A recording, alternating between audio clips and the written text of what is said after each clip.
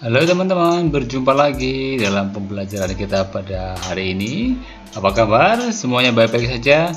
Saya yakin bahwa kalian semua dalam kondisi yang luar biasa, karena Tuhan selalu menyertai seluruh perjalanan hidup kita. Teman-teman terkasih, pada pembelajaran kita pada kesempatan ini, kita akan masih membahas tema lanjutan dari bab pertama, arti dan makna gereja. Nah, minggu yang lalu kita sudah belajar mengenai arti gereja sebagai umat Allah. Nah, sekarang pada subtema berikutnya kita akan belajar mengenai gereja sebagai persekutuan yang terbuka. Bagaimana ini akan kita pahami, teman-teman? Marilah kita bersama-sama belajar, bersama-sama ingin menggali lebih dalam mengenai gereja yang mana kita merupakan bagian di dalamnya. Teman-teman terkasih, sebelum Konsili Vatikan kedua, jadi gereja ya mengenai paham keselamatan. Nah, ini dalam gereja Katolik ya, ini memiliki pandangan yang agak sempit, teman-teman ya, sebelum Konsili Vatikan kedua, yaitu memandang sebagai bahwa keselamatan itu hanya terjadi dalam gereja Katolik. Maka di luar gereja Katolik tidak ada keselamatan. Maka dulu ya istilah extra ecclesia nulla salus menjadi slogan yang memang menganggap bahwa di luar gereja Katolik itu tidak ada keselamatan. Nah, ini yang kemudian dalam Konsili Vatikan kedua ini menjadi hal yang sangat berbeda sekali, teman-teman ya, bahwa jelas ya di dalam gereja Katolik ya, bahwa di luar gereja itu ada yang namanya agama lain atau kepercayaan yang lain. Terus kemudian juga ada budaya atau kebudayaan yang lain, yang dalam hal ini melalui dialog-dialog ya, gereja Katolik mencoba membuka pintu dialog bahwa memang dalam agama-agama atau kepercayaan yang lain, dalam budaya-budaya yang ada itu memang di dalamnya juga memiliki atau bisa membawa kita kepada keselamatan. Maka keselamatan tidak semerta-merta hanya milik gereja Katolik, tetapi juga ada dalam agama dan kepercayaan-kepercayaan yang lain atau dalam budaya-budaya yang ada. Jadi melalui proses dialog inilah maka keselamatan itu akan bisa dicapai secara bersama-sama, bahwa dalam agama dan kepercayaan yang lain, dalam budaya-budaya yang ada, itu juga melalui proses dialog juga bisa sampai pada keselamatan. Teman-teman terkasih, itulah yang membedakan antara Konsili Vatikan ya, sebelum Konsili Vatikan kedua dan Konsili Vatikan kedua. Bahwa sebelumnya mengatakan bahwa di luar gereja tidak ada keselamatan atau extra ecclesia nulla salus. Tapi sekarang ketika setelah Konsili Vatikan kedua, gereja membuka pintu seluas-luasnya bahwa keselamatan juga terdapat dalam agama-agama lain dan kepercayaan-kepercayaan yang lain dan dalam budaya-budaya yang ada melalui proses dialog. Teman-teman terkasih, gereja hadir di dunia ini dengan persekutuan yang terbuka. Apa sih artinya? Ya, artinya bahwa gereja hadir di dunia ini bukan hanya untuk dirinya sendiri. Ya, jadi gereja hadir untuk dunia. Ya, kegembiraan dan harapan serta kabar sukacita sehingga menjadi tanda keselamatan bagi dunia. Bukan semata-mata hadir untuk dirinya sendiri, tapi hadir dan menggembirakan, memberikan harapan serta sukacita ya bagi seluruh dunia ya, sebagai tanda keselamatan. Teman-teman terkasih, gereja sebagai persekutuan terbuka itu apa artinya? Jadi gereja sebagai persekutuan terbuka memperlihatkan kesiapsediaan atau kesiapan gereja untuk berdialog ya, dengan agama dan budaya manapun, dan memiliki partisipasi aktif untuk membangun masyarakat yang adil, damai dan makmur. Inilah wujud keterbukaan gereja, teman-teman, bahwa ingin bersama-sama berdialog, mewujudkan masyarakat yang adil, damai dan makmur.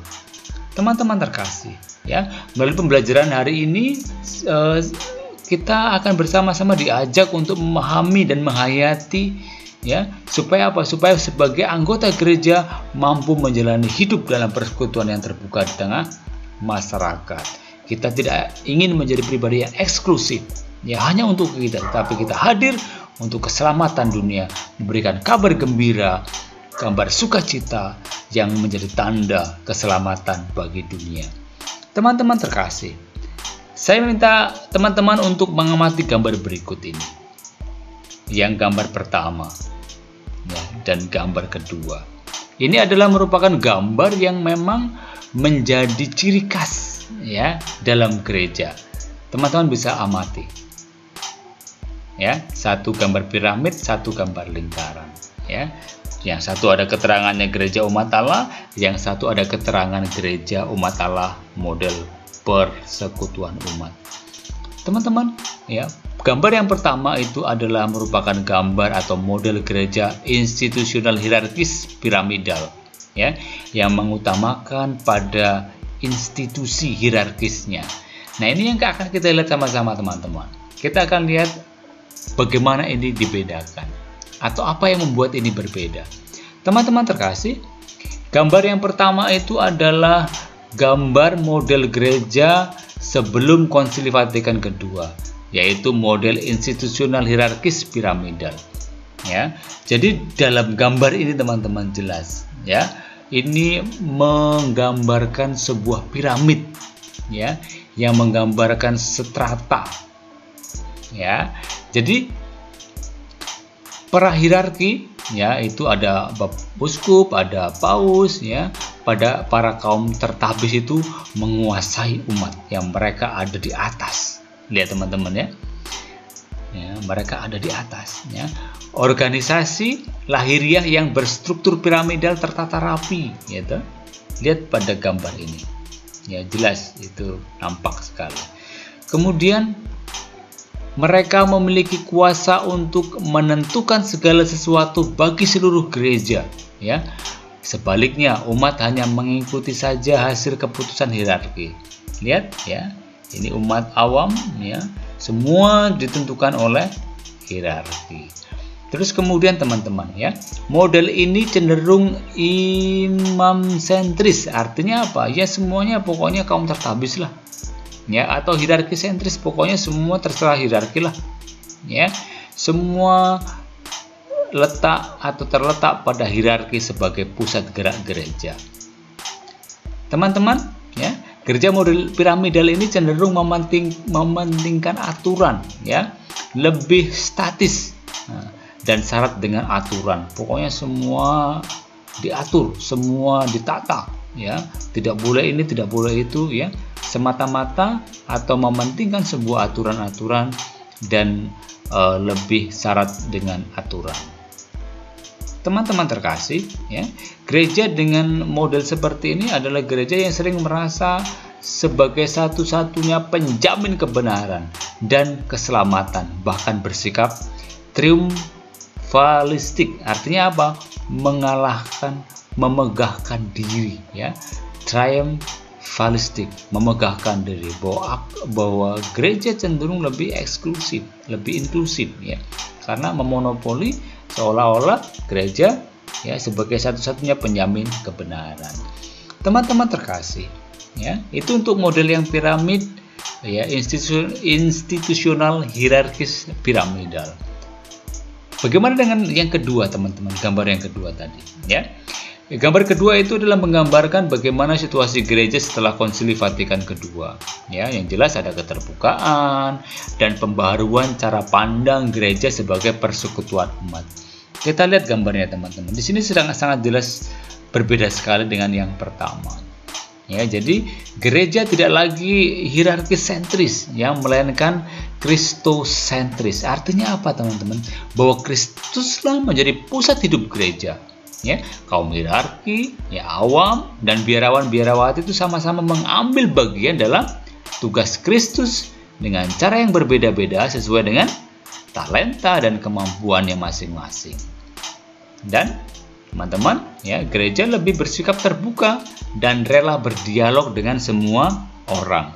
Gereja meyakini bahwa di luar gereja pun terdapat keselamatan. Ya, tidak semata-mata dimonopoli atau dimiliki atau hanya berada dalam gereja Katolik saja. Ya, adanya paham gereja sebagai umat Allah yang memberikan penekanan pada kolegialitas episkopal. Artinya apa? Keputusan dalam kebersamaan. Ya, keputusan dalam kebersamaan atau kolegialitas episkopal.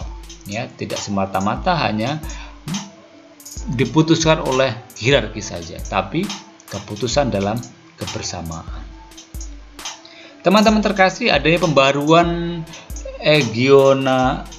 Aggiornamento, ya, Aggiornamento, ini dibaca Aggiornamento, yang mendorong umat untuk terlibat dan berpartisipasi serta bekerja sama dengan para klerus atau para tertapis. Ya, umat diminta memang betul-betul atau didorong untuk terlibat dan berpartisipasi, ya, dalam kerjasama dengan para klerus. Teman-teman terkasih, dalam model gereja umat Allah ini atau persekutuan umat Allah ini, kepemimpinan gereja didasarkan pada spiritualitas Yesus yang melayani para murid-muridnya. Ya, maka konsekuensi yang dihadapi oleh gereja sebagai umat Allah adalah bahwa hierarki yang ada dalam gereja bertindak sebagai pelayan bagi umat, ya, dengan cara mau memperhatikan, mau mendengarkan umat. Ya. Selain itu, keterlibatan umat untuk mau aktif dan bertanggung jawab atas perkembangan gereja juga menjadi hal yang penting di sini. Ya. Maka hierarki dan umat atau awam diharapkan dapat menjalin kerjasama sebagai partner kerja, ya, dalam karya penyelamatan Allah di dunia. Sangat berbeda sekali teman-teman, bahwa umat sekarang diajak untuk berpartisipasi aktif, ya, menjalin kerjasama sekali lagi sebagai partner dalam karya keselamatan Allah di dunia. Teman-teman terkasih, gerakan pembaruan apa yang terjadi dalam gereja, ya, yang nampak, ya, lihat, ya, yang pertama, umat punya hak dan wewenang yang sama, ya, tapi sekali lagi tetap ada batasnya, ya, khususnya ikut menentukan gerak kegiatan liturgi di paroki melalui wadah dewan paroki, ya. Jadi gerakan pembaruan ini juga tidak hanya menyangkut kepemimpinan gereja, melainkan lebih dari itu, yaitu menjangkau masalah-masalah dunia. Susunan kepengurusan dewan paroki misalnya bukan lagi piramidal, ya, melainkan lebih merupakan kegiatan yang saling bekerja sama dan saling melengkapi. Intinya, gereja mengundang orang beriman untuk berkomunikasi, terlibat dan diubah. Ya, jadi keterlibatan kaum awam adalah yang menjadi sorotan di sini. Ya, kita dilibatkan supaya kita betul-betul aktif, ya, dalam perwujudan karya keselamatan Allah. Teman-teman terkasih, apa yang bisa disimpulkan dari proses pembelajaran kita, teman-teman? Ya, bahwa gereja diutus oleh Kristus untuk memperlihatkan dan menyalurkan cinta kasih Allah kepada seluruh orang dan segala bangsa. Tidak tidak inklusif, tapi untuk semua orang dan segala bangsa. Ya, sama seperti Yesus, gereja harus memasuki golongan-golongan manusia apa saja, termasuk keadaan sosialnya apa, budaya, dan mewartakan dan melaksanakan karya keselamatan Allah bagi semua orang. Ya, ingat, titik beratnya adalah semua orang. Dalam kitab suci juga dikatakan, ya, dalam Kisah Para Rasul bab 4 ayat 32 sampai 37, ya, ingin memberi gambaran bahwa sesungguhnya yang ideal persekutuan umat perdana itu masih bisa dilaksanakan, ya. Cara hidup umat perdana tetap relevan bagi kehidupan kita sekarang ini. Kita bisa lihat kebersamaan, ya, dan menganggap semua adalah milik bersama, mengungkapkan persahabatan yang ideal pada waktu itu, ya. Yang pokok ialah bahwa semua anggota jemaat dicukupi kebutuhannya dan tidak seorang pun menyimpan kekayaan bagi dirinya sendiri sementara yang lain berkekurangan.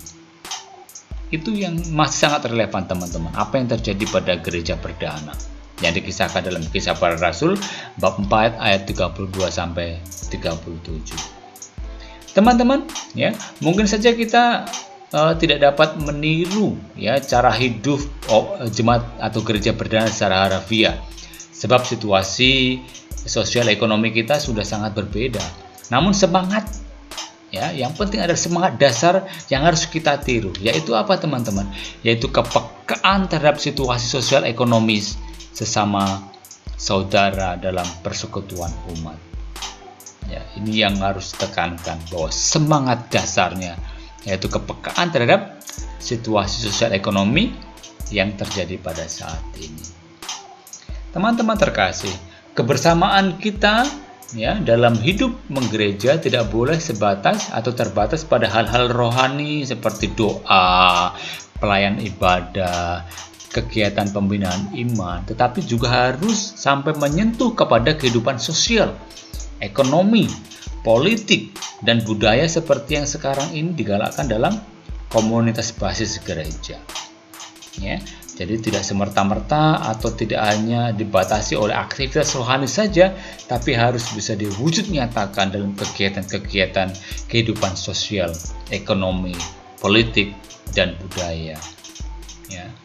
Teman-teman terkasih, Yesus adalah pusat gereja. Tanpa Yesus, kita atau gereja tidak bisa berjalan sebagaimana mestinya. Ya. Gereja harus keluar dari dirinya sendiri menuju kepada keberadaannya. Ya, memang jika keluar ada berbagai masalah tentunya, tetapi lebih baik daripada gereja yang menutup diri seperti gereja yang sakit. Teman-teman terkasih,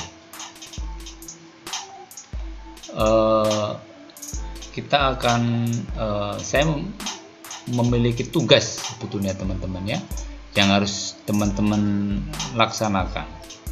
Ya, tugas apa itu? Tugasnya ini teman-teman.